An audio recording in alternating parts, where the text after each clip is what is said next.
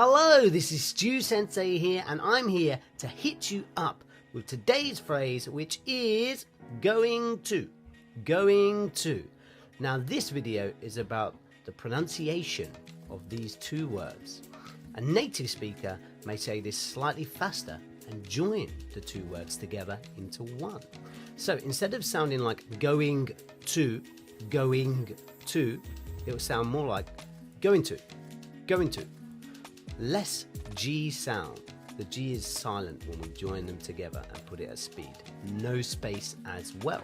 So, for example, your friend may say, "Where you going to?" Where you going to? And you might reply, "I'm going to the restaurant." I'm going to the restaurant. Or you might say, "I'm going to take a look at the books in the library." Hopefully this video has been useful for you to know how to say this phrase at speed.